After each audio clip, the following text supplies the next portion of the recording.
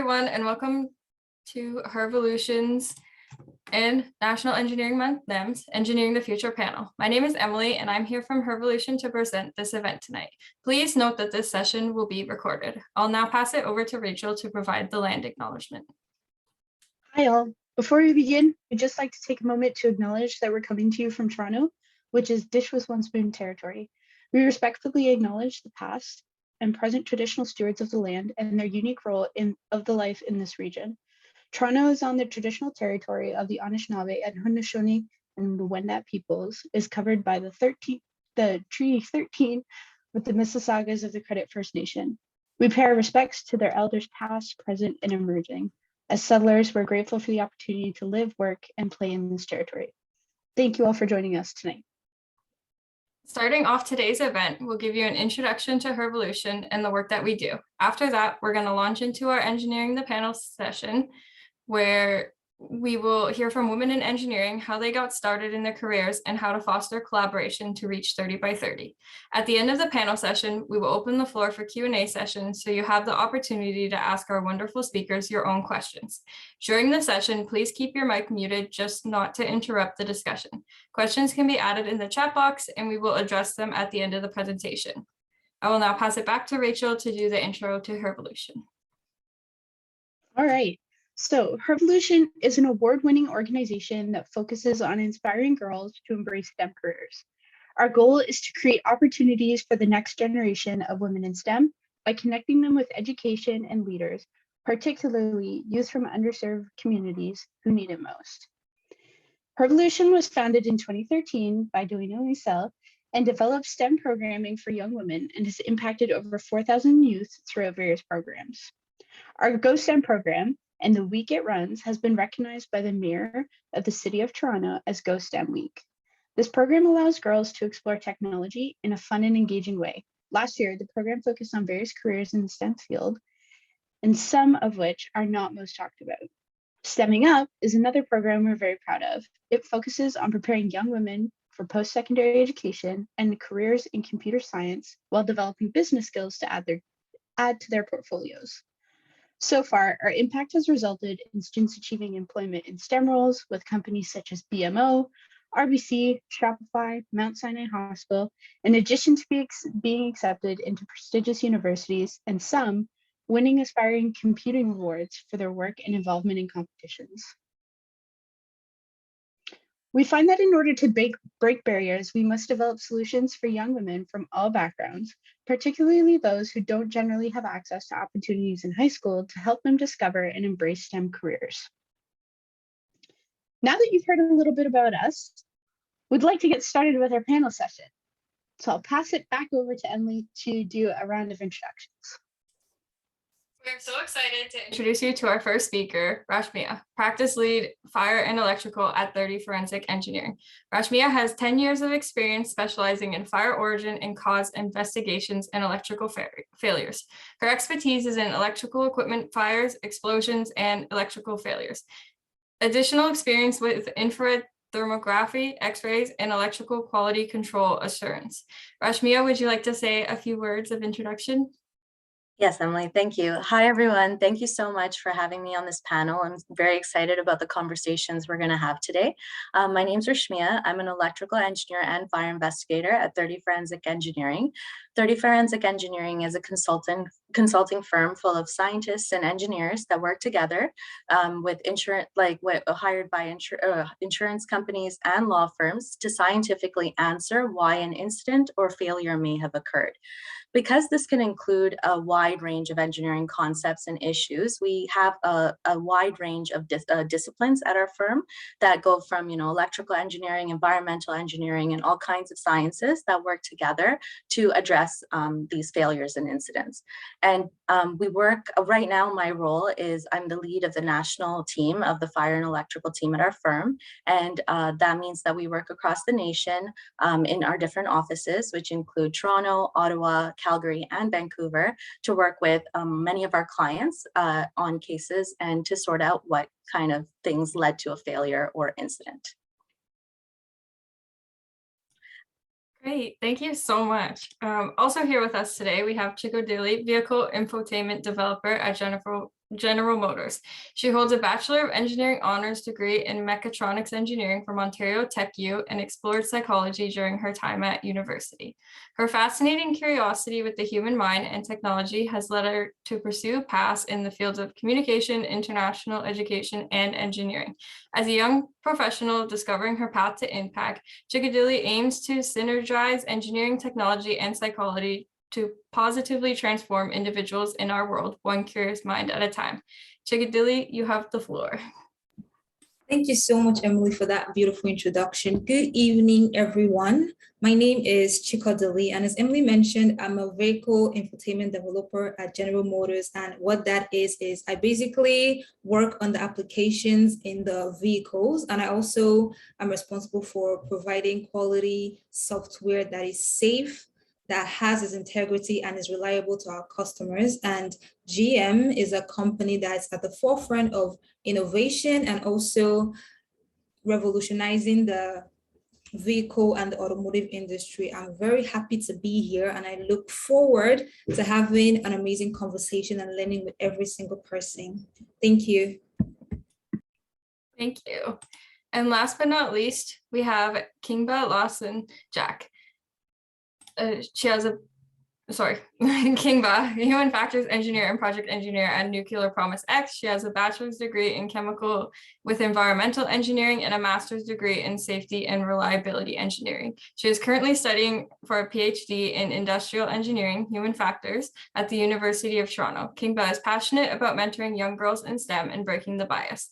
Kingva, it's all yours. Hi, everyone. Thank you so much for having me here. I'm super excited to be here today. Just a little background. I think most of my career and academic background has already been highlighted. I work at Nuclear Promise X as a human factors engineer and a project engineer. That's a fun stuff. At Nuclear Promise X, you have the opportunity to be in various projects and work on various activities. Nuclear Promise X, we focus mainly on innovation and creativity for the nuclear industry. So we are a consulting firm. We with pride in using new and old technologies to transform products and processes in order to create value or to add more value to the nuclear industry. And we're crazy about clean energy. We're up for any process that will foster the products or systems that will enable clean energy. So as a human factors engineer, I am responsible for ensuring that every design is in line with human capabilities, with the usability requirements. And I also ensure that all the tasks that needs to be done by an operator is actually duly completed to ensure that the operator is not overloaded or overwhelmed. And as a project engineer, I'm in charge of writing proposals because we have to get the business going. So I'm in charge of writing proposals, interfacing with clients. I'm also in charge of creating requirements documents of our projects. I create reports and basically just ensure that the project is running smoothly. Thank you all, and I look forward to having a great conversation with all of you. Thank you for that. So now that you've met our wonderful speakers for the day, we're going to get started on our panel discussion. During the session, please feel free to enter any questions you have in the chat, and we'll be sure to answer them later on during our Q&A session.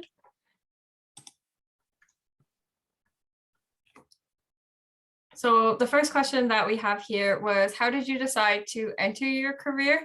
And I'm going to direct that one at Chickadee first, just to start us off. Thank you, Emily. Fun fact, I actually graduated last year, so I'm just at the start of my career. But how I chose to enter engineering and the STEM fields has multiple factors.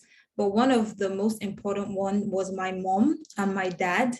They encouraged me to pursue whatever it is that I wanted to pursue. And as a young girl growing up, seeing my dad, he was able to do a lot of things around the house without even completing his own education. He was able to fix everything from the fridge to the generator to the cars. And my mind was blown. And I said, I really want to be able to do that, to just help people in any way that I can. And so that desire to help people, especially back home where I'm from, it just ignited this passion in me to just see what professional career that has the most impact. And during my research, I was able to figure out that engineering is a field that cuts across the multiple professions. So for medicine, law, technology, engineering is always present. And being able to utilize the skills that I will gain from engineering to impact the world is one thing that just propelled me. And again, we all know that STEM is a very male-dominated field. So my mom also played a role in pushing me forward and always advising me that whatever I set my mind to, I can always do it. And whenever I needed help, she always provided it for me. And so I'm grateful for all those experiences and my parents. So that's kind of one factor. Yeah. Kingva or Rashmia, do you guys have anything else you would like to add to that? I'd be actually, it's pretty similar to Chickadee actually. A lot of times growing up, my dad was pretty hands-on as well, and it was good to grow up in that environment. Also, my siblings, I have 3 sisters, and we all have that like girl power vibe, and it's real fun. So we kind of grew up always very studious. It was kind of like a thing in our family to be very studious. And by going through sciences and math, we kind of got to navigate and explore the area of STEM quite frequently. And we were put into competitions and different contests. And I think at the onset, I wasn't really sure, but as I got older and older, it just became more and more part of me. And so it kind of got me to where I ended up pretty easily. And I just to quickly add to that, for me, how I got into STEM is I'd always loved mathematics. I loved the science subjects. I saw people who were not doing STEM actually as geniuses because I couldn't figure out how they were going through the history classes and all this stuff. And I was like, how do you people understand this thing? Like, I love to calculate. I love my mathematics and physics and chemistry because the formulas just make sense to me. I can apply them to real life. And that's really what got me into STEM. The fact that I can see and feel, science itself was just mind blowing for me. Yeah, I wanted to just say something real quick. It's a fun part of my story that I didn't include. So originally, I never wanted to do engineering. It was an absolute no-no for me because every other person in my class, it was always medicine, engineering, or law. And I thought to myself, if everyone becomes a doctor, a lawyer, or an engineer, what else is going to happen to the rest of the people? And so I was like, no, I don't want to do engineering. But then being in that environment and trying to figure out what profession helps me impact the most people was how I found myself and my way back to engineering. So that's like a fun twist that I wanted to add. I definitely agree. It's very broad sometimes. And as you say, you don't want to be all the same career path, but it's definitely needed in a lot of varieties of careers. So kind of like going back to that, do you have anything specific, like when you were starting your career, that you have learned now that you wish you knew back then? Because I'm sure we have some young audience with Hervolution's reach. So any advice that you would give to a younger self? I can jump in. One of the biggest things that I think I talk about this, we have a lot of female experts at our firm too, and it's not necessarily just specific to female experts, but in general, as a female, one of the things that I wish I could have gone back and told myself at a young age is that there's room for me. I think one of the biggest things and the toughest things navigating STEM as a female, as a minority, is that you go through the motions, kind of always never really seeing someone that looks like you in a spot of leadership or in a space high up. And I think when you don't see yourself in those, or people like you in those positions, it's so rough to tell yourself you belong there. So something I'd love to remind myself or tell myself, my younger self, is that, there is room, and some of that room is for you to make, right? You have to kind of work through that, create the path to get up there. And I think it's very possible. And I think I wish I kind of knew that a little bit more at a younger age so that I could have navigated it with less fear, I would say. Yeah, I could quickly jump in on that. One thing I told myself, my younger self, is the world is yours to discover. I left home at a really young age. I was, say, 17 years old when I left my country. And I am more than double that age right now. So I've seen different cultures, I've seen different people, different languages. And what I'm going to tell any young person is don't put yourself in the box. There is a box out there that people expect you to be in, but except you get into that box, you can't be there. So keep yourself out of the box and you will excel. Yeah.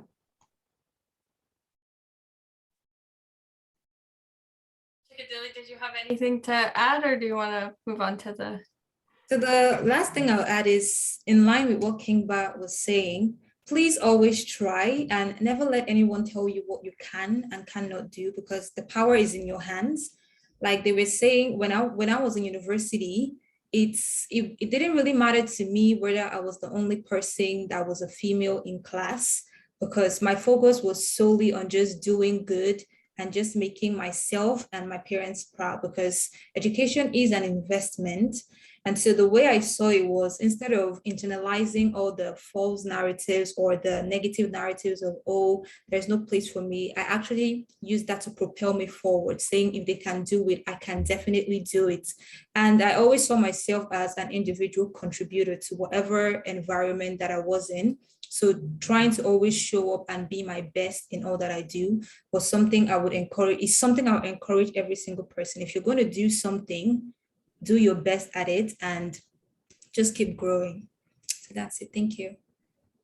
There are definitely some great advice points that you guys have provided for big career starting and for now. I think I feel really inspired for when I go to work tomorrow. So how did you guys decide like what college or university or not schooling to go to and deciding your program? I know so you guys have degrees and some of you have even gone back to school for a second time. So how do you manage making that big decision? I could take that one. My story is quite interesting because I started off wanting to study medicine and surgery. So I got into school in Nigeria studying medicine. I did that for about 2 years, and I got a scholarship to study engineering outside of Nigeria. That was a huge opportunity. It was fully paid and all that. So obviously everyone else thought I should jump on that opportunity. So I did. I thought of what is the closest course to medicine and surgery that I could study, and I thought it was chemical engineering.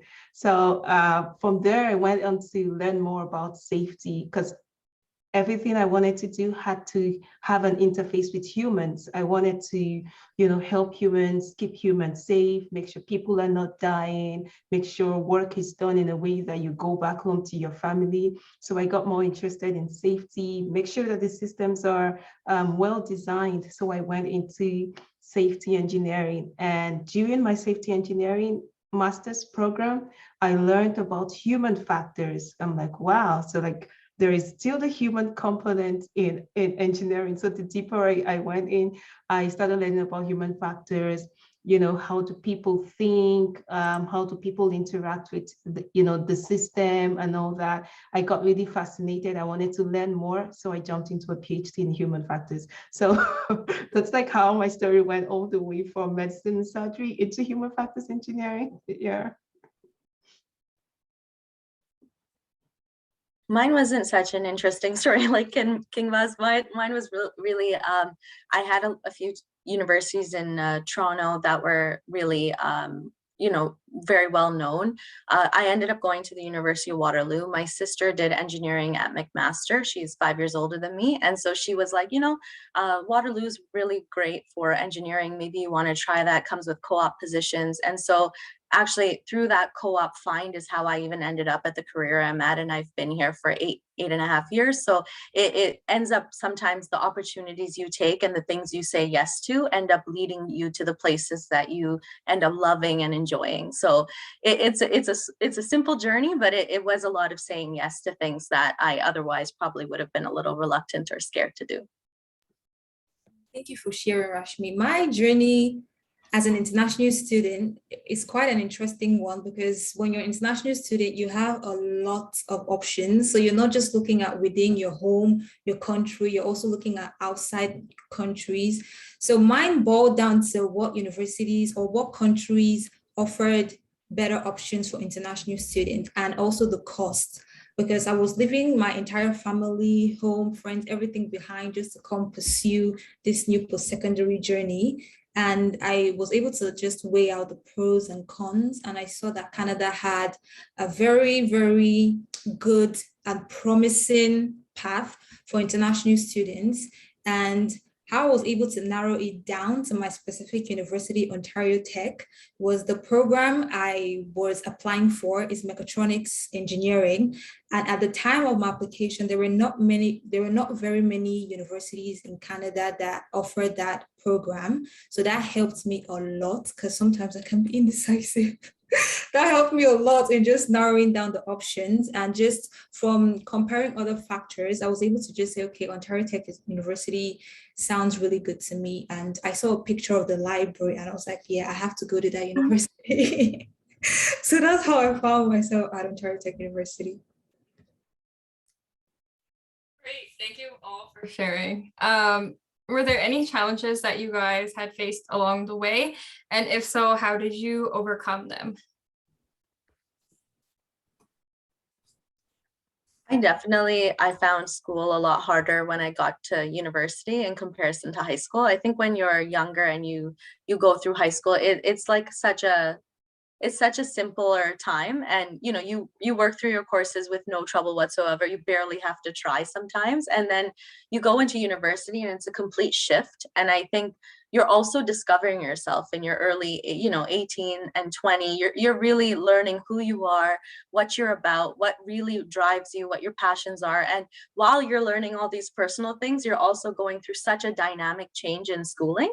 And I think personally, I found that to be quite the challenge, try to manage emotions and manage, life things with the concept of school and the complications of how tough engineering can be.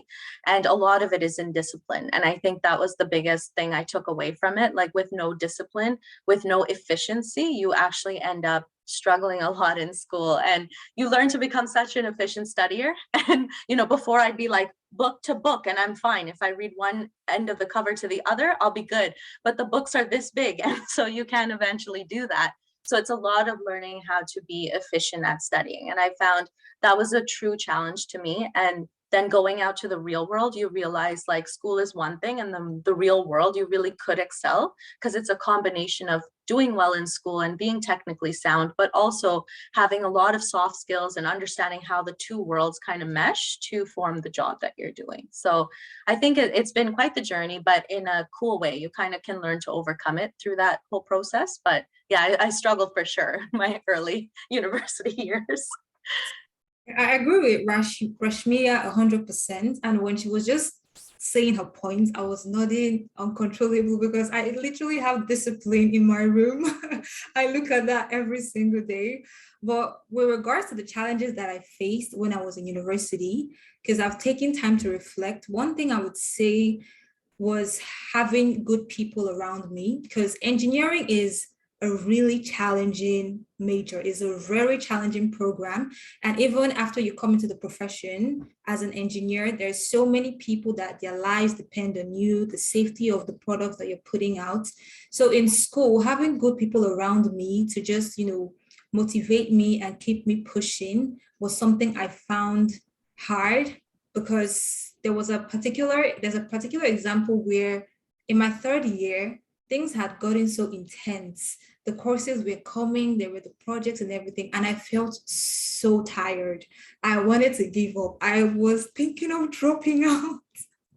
I actually wanted to drop out, and I went to a friend of mine and just spoke to them that, oh, this is how I feel, and everything is just overwhelming. I don't feel like doing anything right now. And literally what the friend told me was, I think you're depressed. And being the person that I am, I refused to accept that, because I was like, how can this person just say, I was expecting something different, but the person said, I think you're depressed. And the person tried to buttress the point to me to prove that I may be depressed. And I was like, where is all of this coming from? So right at that moment, I knew to myself that this is not the kind of advice that I wanted and I needed at that moment. So what I did was I picked up the phone and I called my sister and I told her, oh, this is what I'm going through. I'm so tired. My brain is so fatigued right now. I don't think I can go on. I think I want to drop out. And my sister just gave me word of encouragement, tell me that I'm almost there. It's my third year. I'm almost at my final year, that I should just keep pushing. And if I need anything, to let her know. Just hearing that, I felt so relaxed. And she advised me that I should go rest and then come back, which was something that I found hard to do because I'm always pushing, but then I neglect some areas of my life where I should be taking care of myself. So that particular incident of going to my friend and getting a not so great advice and then picking up the phone to call someone that I trust and I knew that was going to give me something that I needed was critical for me, even in my life today. Surrounding yourself with people that motivate, empower, and just inspire you to be better is really, really important for you to move forward. Because sometimes when you don't believe in yourself, they're there to just believe in you and make you realize what you're actually made of. So that's something that I always vouch for. Have good people that support and empower you in everything that you do. Yeah, just to add to what Chickadee and Rashmia has just talked about, I feel like one big challenge for me was decision making. I was thousands of miles away from home, from my parents. In secondary school, I could go to my mom, oh, mommy, what do I do with this? Or mommy or daddy, what do I do with that? But technology wasn't so good at that time. There was no WhatsApp. So, making those calls were quite expensive. So you draw the boundaries, you make the decision, you prioritize your time. You tell if you want to be in the library or want to be sleeping. You tell if you want to play or you want to study. You balance your life between academic and non-academic and, social activities. For me, that's a big one because I've come to realize that so many students and really, really intelligent students get into school at first year. Not so many of them make it to the final year. And this is largely due to poor decision making, which also boils down to what Chickadee just mentioned, the friends you keep, your company, are you at the right place at the right time? Just generally making the right decision. And this, I think, is really helpful to be able to succeed. I definitely think those are some great points that you guys have highlighted, and I'm really glad that you overcame your challenges to share them with us here today. We're going to go into some fun stuff. What does a typical workday look like for you in your job? I can start. My job is, day to day is so different. I sometimes am at a lab examination where we're looking at evidence from something that had failed, an electrical failure, for example, or something that caught fire. And we're in a lab space and there's a bunch of experts trying to examine that one particular piece of evidence. In other cases, I'm at my desk, hunkered down, trying to write a report explaining some of those failures that we've gone through. Other times I'm at a fire scene, digging through the scene, trying to find out where the exact origin is. And in other cases, I'm out talking to clients, marketing some of the work that we do, getting my team more work, or, advertising the work that our team can do to support and help with any engineering or scientific explanations that might be required for different incidents that have occurred. So day to day, the job as a forensic engineer is wildly different. And I think that's what it's taught me, to kind of be on my toes, to never think that your plan is set. A lot of times I'll start Monday thinking, this is what my week looks like. And by Tuesday, everything's upside down in such a cool and adaptive way. And I think that part's really fun. I've been suddenly on flights going to BC, and as much as that could be tiring, and as a consultant it's almost normal to work very different hours, but it really is cool to kind of just have a different day than you may have planned, and day to day looks different, so it's very fun. I have to admit. That's very similar. Rashmiya, your experience is very similar to mine. Every day is different. I get to do different fun stuff every day. I kind of write proposals for businesses. Most times we find that our clients don't know exactly what they want. So I get to define project requirements, also monitor schedule, scope, and budget to make sure that we're not running out of expectations. I also interact with customers. There are lots and lots of meetings happening these days. So sometimes you go from one meeting to another, back to back. And in the midst of all of that, it's not just work, work, work. We do good things. We give back to the society. My company is a firm believer of giving back to the society. So we usually have meetings where we come together and bring up ideas of how we can help the society. We've done some programs for young people, girls, and generally young kids. We also have a group of knitting called Knotting Knitters, which I'm part of. We also knit and we just knit stuff. And I get some lunch break every day too. I stretch and I take a walk if time permits. Yeah. So that's just generally about my day. Yeah. Sounds fun. Mine is very different. I started working during the pandemic, so mine has been largely working from home.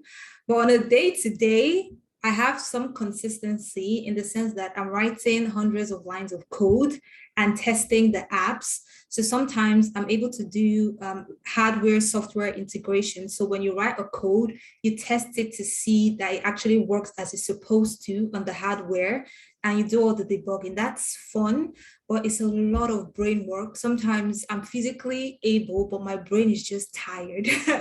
But aside from that, on a day-to-day, at my company, I also volunteer for a lot of different initiatives. So one is like this, speaking at a panel like this, and also I'm involved with speaking to students at various universities about STEM, engineering, giving them advice just as a recent graduate now working professionally. So all of that is fun. And at the same time, it's also challenging because from what I learned in school and what I'm applying now, they are very different. So every single day I have to learn fast, really fast, and not like when I was in university where everything is very structured. You have to learn, absorb, adapt, and put out the results. So my days are very challenging, but fun, I would say, yeah. I'm wondering if I should consider a career change here because your guys' job sound super cool. So what do you enjoy the most about your job? Kind of also, what are you the most excited about right now, like this week or this coming month? I can go first if you guys are okay with that. A lot of times with the work that we're doing, it's a lot of collaboration. I think that's one of my favorite things at the firm. When we're dealing with incidents, for example, something failed and there's multiple different teams that have to get together to kind of solve different pieces of that puzzle. For example, if there's like an electrical shock incident and someone was very badly hurt, we look into the incident and, one leg of that incident analysis would be what happened electrically. And that's where I would step in and kind of sort out. But then my colleague that's in like health and safety will then comment on the different things that could have gone wrong from a health and safety perspective. And so when we're putting that report together, it's such a wholesome approach to identifying the problem and, really wholeheartedly answering the origin cause of what actually occurred. And so the really interesting part there is just that collaboration with colleagues that are very smart and come up with such different ideas and open your mind. And I think that's something I truly enjoy about the work I do. It's just really collaboration with different like-minded people who, think in such different and creative ways to talk about a problem and approach a problem. So I think that part's really been fun. That sounds fun, Rashmiya. For me, what I'm excited about, first off, is the weather. I'm just happy that winter is now over because I was able to go out without my coat today. So my mood is just elevated. But in terms of work, I'm super excited to just do what I do because most of the products that we put out my department is customer facing. So being responsible for how the customer interacts with the vehicle is something that I take pride in, because if you think about it, in the grand scheme of things, if you enter your vehicle, your main communication channel is with the apps and notifying you of what is good in the vehicle, what you have to do. So just having that direct contact with the customer indirectly is something fun. And with GM, there's a lot of innovations going on, especially in the automotive industry. So being a part of a company that has such a great culture and is also front and center of that innovation is just super exciting. Connecting with different people, different departments, and different engineering disciplines is just phenomenal. And I have an amazing team. So everything together is just fun. That's how best I could describe it. Yeah, so I'm going to start by giving you a fun fact. Approximately 60% of electricity in Ontario is sourced from the nuclear energy. Now, that's going to tell you how important I feel. So what excites me about my job is the impact that I believe I'm making. I'm excited to be part of the folks that are advocating and working towards achieving Canada's 2030 emissions reduction plan, which means that Canada is planning to reduce emissions by 40 to 50% below the 2005 levels. And I'm part of the team researching and developing processes and products for small modular reactors, which I believe is a viable way to achieve emission reduction. So pretty much ensuring that the future generation does not face worse climatic change consequences than we are facing right now. That's what excites me the most about my job. And more recently, I'm involved in researching new technologies for autonomous operation of the nuclear power plant. And down the line, in the next about month plus, I intend to be going back to my home country. And I am super excited. Haven't been there for 6 years. So yeah. That's it.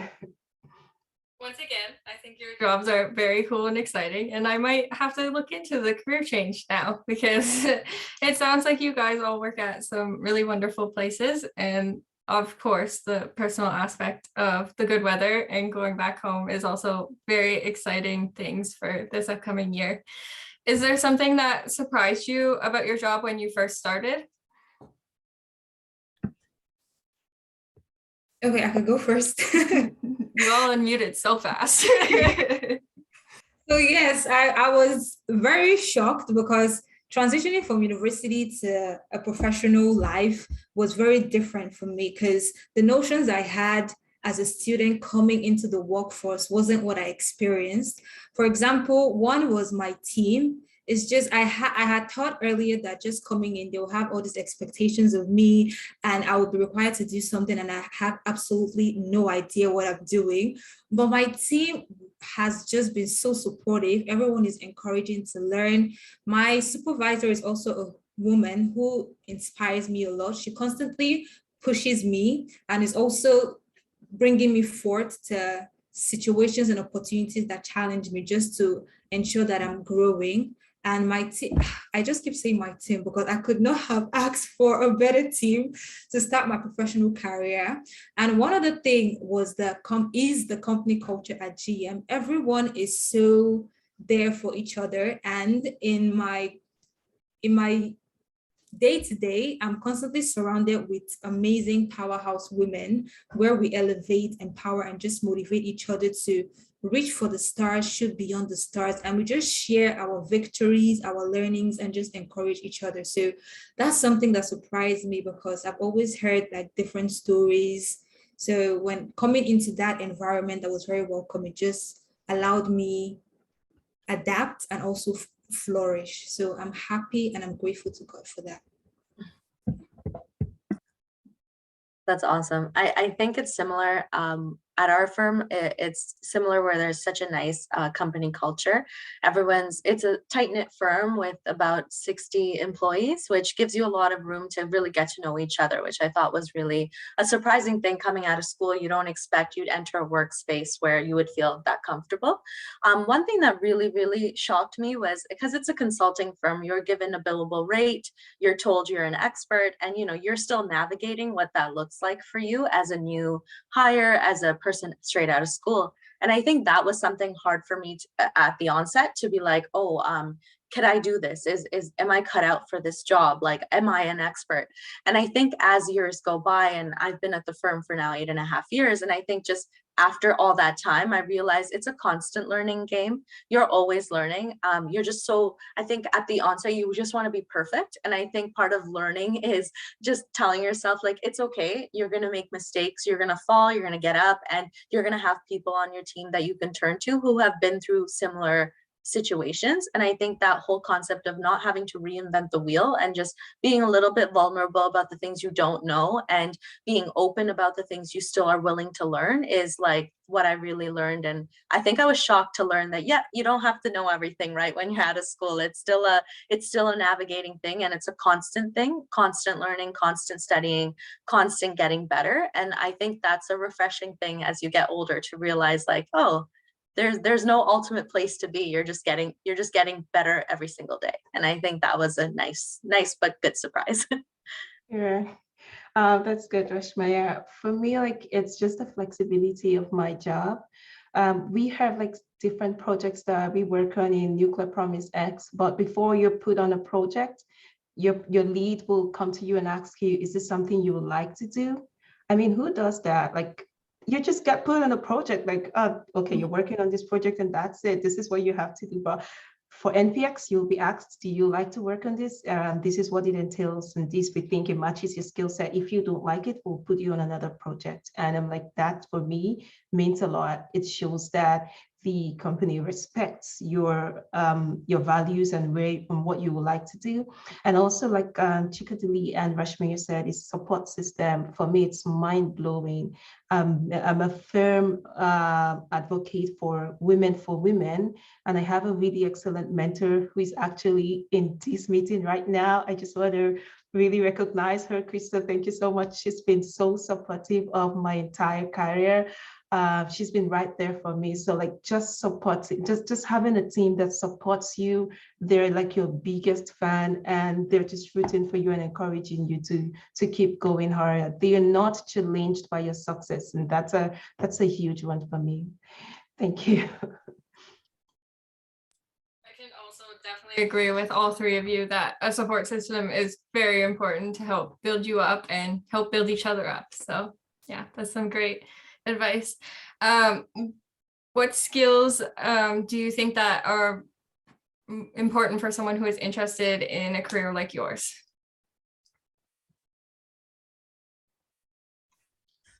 I think there's a lot of skills that you need to have, but I think people always think it's technical. I think, yeah, for sure, you need a little bit of technical knowledge. You need to go through your schooling. But I think more than technical, it's really that personal skills, the soft skills, where you know how to communicate clearly. You ask for things you want without assumption. I think a lot of it is just discussing ideas, feeling free to be able to mention the things that are important to you in a workspace. I think that kind of navigation really helps with getting to where you want to get to. And a lot of times no one really knows what that is except yourself. So I think going through, having that technical knowledge is fantastic. It will help you with the career that you're looking for, but to have those soft skills that really encourage group dynamics and, you're outright asking for what you want and how you want it. I think that kind of clear communication is key for really excelling in anything that you wanted to do, whether it's individual work or group work. I think that kind of communication is like the bare bones of it. So that's my honest take on that. That is very true. I agree. And I'm in 100% support of that, because as engineers, you work with different people, different departments every single day. So having the ability to communicate exactly what needs to be said is super important. And a skill that I personally think is great for engineering, and I think anyone looking to pursue a STEM career should embody, is the ability to think differently and critically, because as engineers and as people in STEM who have a lot of responsibilities, it's really important to pay attention to details, to look at things critically and see, okay, I'm seeing this, what is the problem? What is the solution? How can I approach this? So not just seeing the big picture, but also being able to just hone in and understand the really small details that can have huge impact. So thinking differently and very critically is super important. Yeah, I think Chickadee and Rashmir said like most of it. In addition to that, I will say problem solving. Problem solving is one that you need to be able to see, like define the problem and then think about the alternative solutions and the strengths and the weakness of the solutions and how you want to approach them. But beyond that, it's one other one I'd like to talk about is active listening. I feel like sometimes because there's so many meetings and we get tired and fatigued from listening to people, but giving full attention to what other people are saying and taking time to understand the points being made, asking questions, that's an inquiry skill. It's really important. It's very, very important. If you're not listening, then you can't really get the job done, because when you listen to the customers and the subject matter experts, they give you inputs to what you require to get your job done. The other one is time management, and this is a big deal for the nuclear industry because time is money. You need to know how to prioritize your task. Which ones should you pay attention first? You should be able to do like a triage of the highly important ones, and then the immediate and the ones that could wait. So these are just a few skill sets that I think is very necessary. I just want to put another reminder out there for all our audience members. If you guys have any questions, please feel free to type them in the chat and we will answer them shortly in our Q&A session. So keep them coming. What should someone expect once they start their career or education in a STEM field? I just have a statement. I'll say expect the unexpected. That's what I would say. Rashmi or Kingva, feel free to go ahead. I think when you're entering STEM, I think one of the toughest things is to understand that it does feel like an uphill battle a lot of times. And I think it's just the content, the technical part of it is very complicated, especially with school. I know we've touched on this several times. You go through these periods where you really think you can do it. And I think just trying to get the help, like if you understand that you're having either a tough time with it, maybe reaching out, whether it's a loved one or actually getting counseling or seeing a therapist, whatever you can do to kind of mitigate that kind of stress or pain will help you get through it. Sometimes it feels like giving up's the answer, and I've been there for sure. And I think a lot of times you have your breakdowns, your moments, and then you do get past it. And I think that's something to expect, like unless there are those brilliant folks that could just do any kind of mathematics. Like maybe aside from them, I feel like definitely the program itself is challenging. And then when you actually enter the STEM field, I think something I always remind myself is to ask when I don't know. And I think that's something to expect. You're not going to know everything. You're not going to know, and I know Chickadee and Kingva both mentioned this. Sometimes it's those problem solving skills. It's those particular skills that you're looking for in that STEM environment. And so you won't know all the answers, in which case asking the questions to get yourself to that ideal answer or that answer that you'll be proud of is really, I think, something to expect in the field for sure. You're going to have a million questions when a new piece of information comes to light. Yeah, I'm going to add to Rashmir. I would say expect to evolve. You will not remain the same. I can guarantee you that. Yeah, so when you get into STEM, keep your mind open to learn and unlearn. Learning is an iterative process. So when you're given tasks to do, you would submit it and they will ask you to redo stuff. They will give you feedback. Be open to feedback. be open to learn, because like you can't grow if you don't get any form of criticism. So don't get angry when someone tells you you did it the wrong way. Just keep your mind open, because you're changing, you're evolving, you're learning, your mind is advancing. The me 10 years ago and the me 15 years ago is way, way, way, way different. That's because I'm learning how to communicate better. I'm learning how not to take things too personal in the workplace, because everybody has one goal, and that's to get the job done. So as long as we all getting the job done, and then we're good. And then one thing I would say to expect is emotional intelligence is something that is not very common out there. Learn to deal with people and be, emotionally aware of other people. And one last one is diversity. So expect to see different people from different racial backgrounds, different diverse engineering and science and management and whatnot kind of backgrounds, people from different demographics. So expect that kind of diversity and expect to learn how to embrace diversity for the benefit of the business.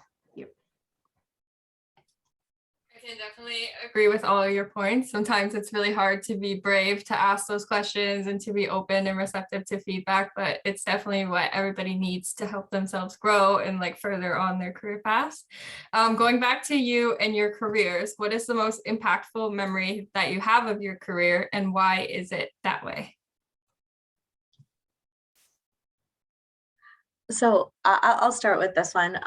One of the most impactful thing is that I had an amazing mentor at the start of my career.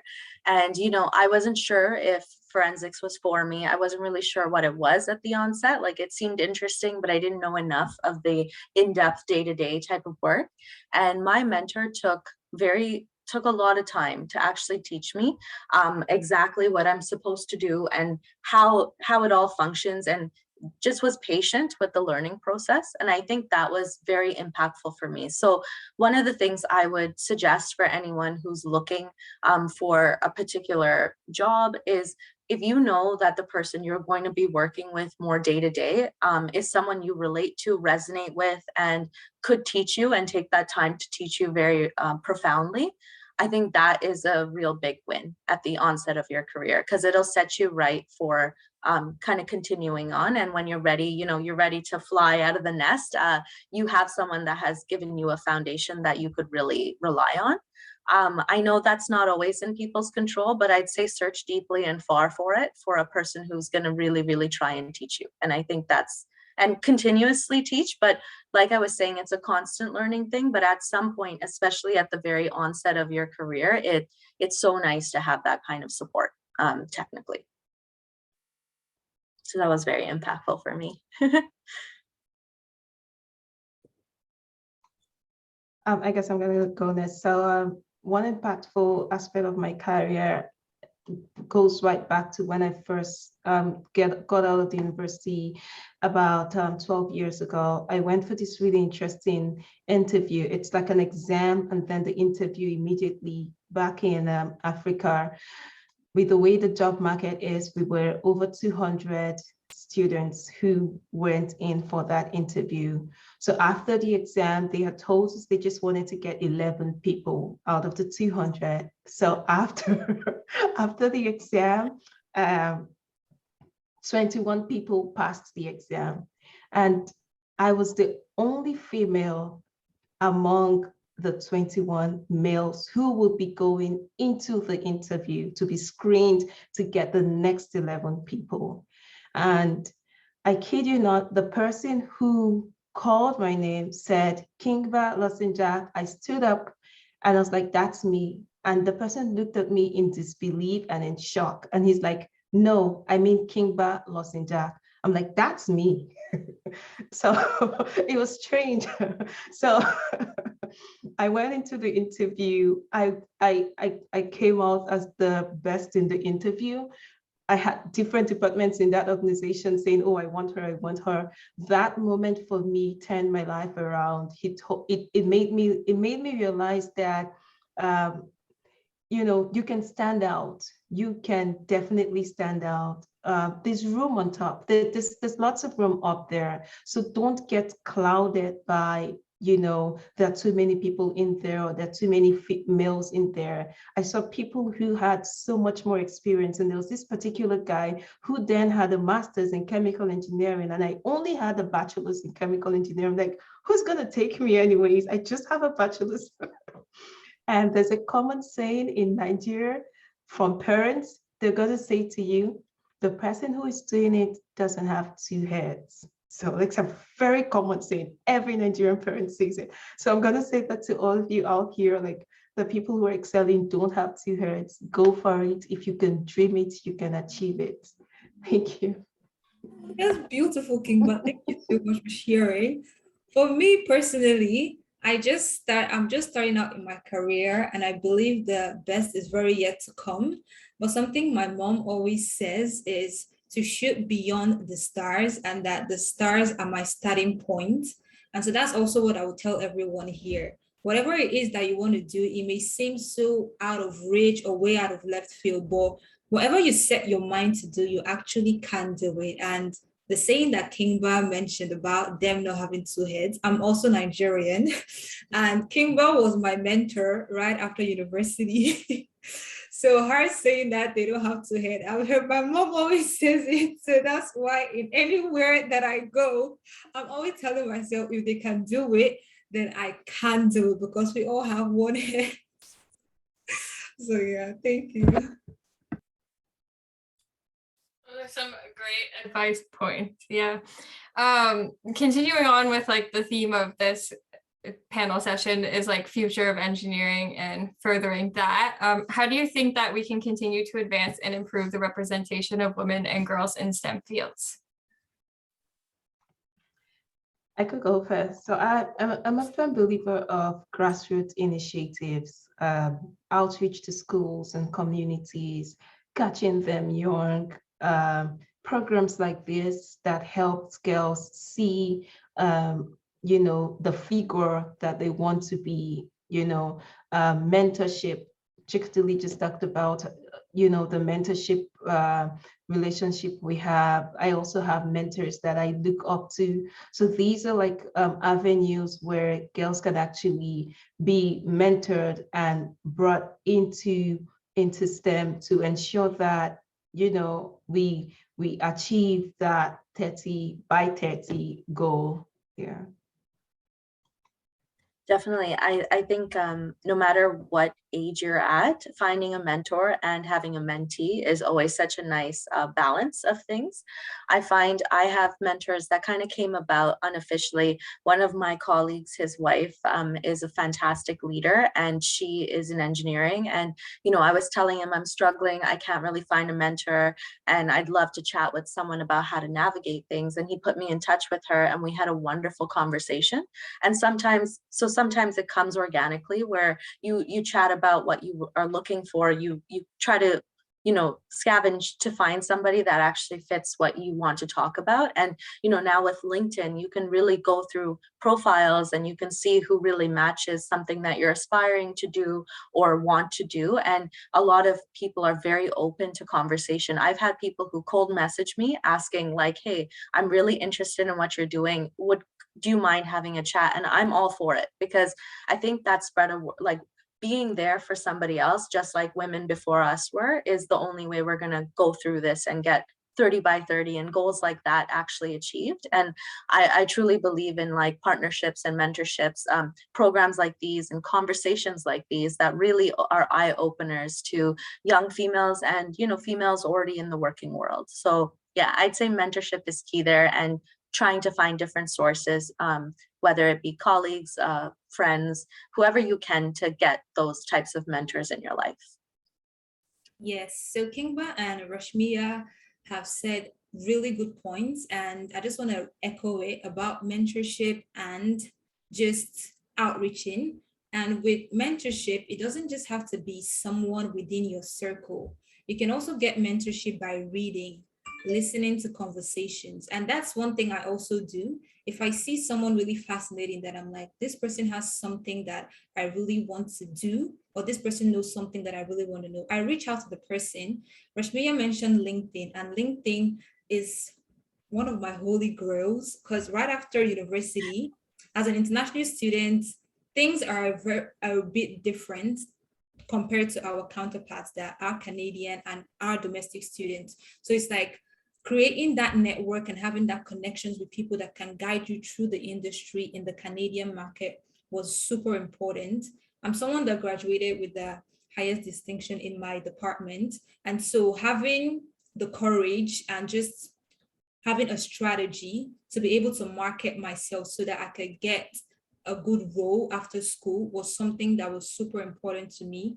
And one last thing I would say is just encouragement. As we are women empowering each other, if there's a girl, a woman, a female, a colleague that says, oh, they're interested in this field of STEM, please don't put them down. Just encourage them. Let them know in whatever way you can help them, be resources, information, or connecting them to someone that has more knowledge, putting them in situations that would help maximize their reach is also a great way in helping that person explore that field, because some people don't have that awareness and they lack the exposure. So them coming to just tell you about what it is they want to pursue means that they hold you in a high regard. And for me, just finishing from university, I also have students and also friends who are still in university that just come to me for advice, asking how I did this, how should I do that? And from my experience, I'm able to share with them. And I've gotten good testimonies just saying, oh, you helped me do this. It was that particular thing that you said. And that always makes my heart full because I receive from others and I'm also giving back. And that way we can just grow the representation in the STEM field by encouraging one another and not limiting anyone to any field or profession. Just expand your mind, yeah. As Karen has put in the chat, OSPE has a mentorship program. She's attached the link, so if anybody wants to check that out, as well as Hervolution is hosting an information session to see how mentors can support our programs. So I encourage everybody to check out those links if anybody's hints about mentorship has inspired you to get involved in your communities.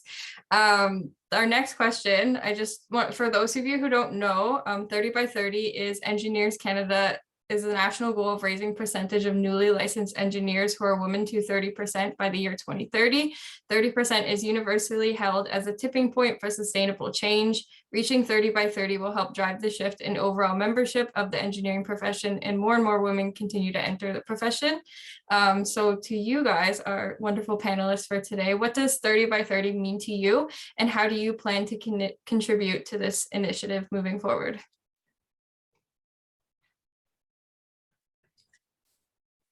I think 30 by 30 is really just us paying homage to all the other women who have navigated this world, especially in engineering and, also in anything in STEM, really. I think it's such a hard space, and I'm always grateful for the women that have come before us and have taught us what we can.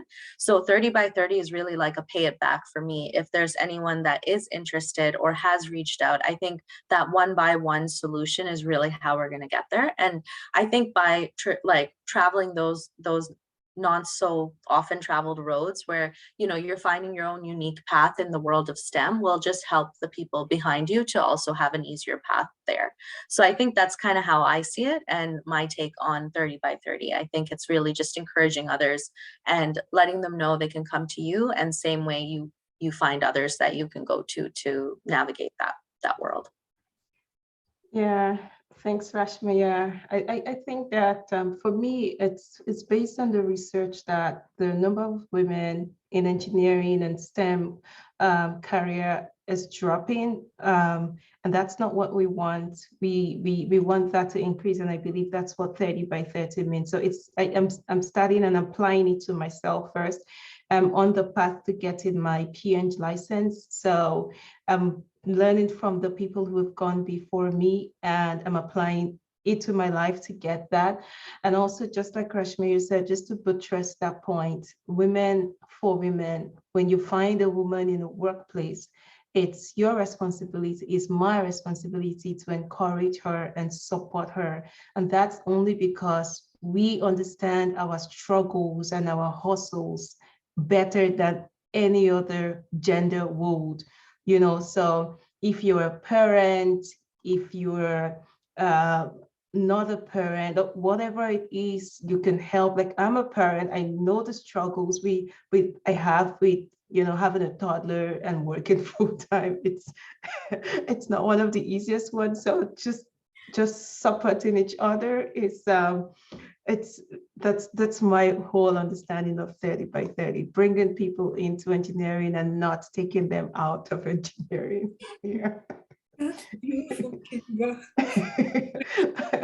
So for me, 30 by 30 means opening a world of possibilities to our generation and the next generation coming after us to explore, discover, and reinvent the STEM narrative that it's a man's field, and that shouldn't be the case. So that's why 30 by 30 is just being the voice in the room, showing up, standing up, speaking up wherever I can.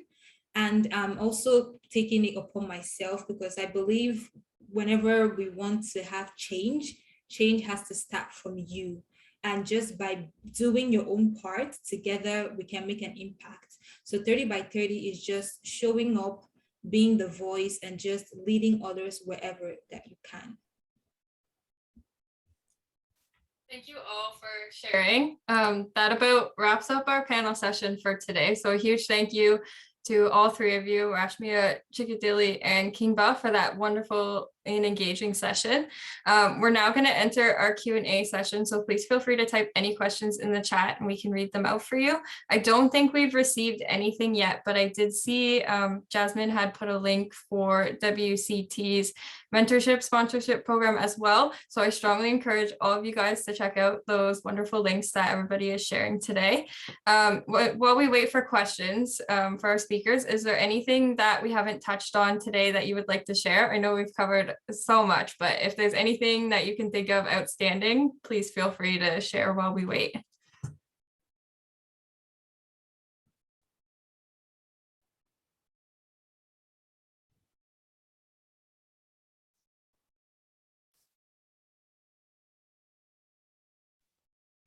So I'm Karen. Thank you all to the panelists and to the moderator for the great job you did tonight. I am past president of OSPE, so I want to put a little bit more, give a shout out to some of the programs that OSPE has to support graduates and young engineers on their path to licensure. I fully agree 30 by 30 is a really important goal to hit, so I applaud you all and I encourage you on your journey and head towards it. As past chair of Revolution, I'm also very happy and thrilled to see mentees and our participants and people here taking more of a role. So no questions, just a comment. Great job all around. It's great to have you here today, Karen. If there is no questions from anybody else, we can just continue on to closing out our event for tonight. So as we come to the end of our session, we would once again like to thank our wonderful speakers for their participation in today's panel. We thoroughly enjoyed hearing from you and hope that everybody here was able to learn something today. We'd also like to thank them for collaborating with us on their event. This is their last session for the month of March, which is National Engineering Month. So we are very excited to have been a part of this with you and to be able to work with you on this. We would also like to thank each and one of you attendees for taking the time out of your evening to be here with us today. We hope you have enjoyed the session. And we would also like to thank OSPE, the Ontario Society of Professional Engineers, for organizing them this year. Lastly, a very special thank you to all of the partners who are noted on this slide. We couldn't have done it without you. To connect with us, please feel free to check out our social media. Applications for our summer programs will be opening in the next few months, so please keep your eye out for our posts. Please also check out nemontario.ca for a list of future events that will be happening later this year. We all hope that you have a great night. Thank you.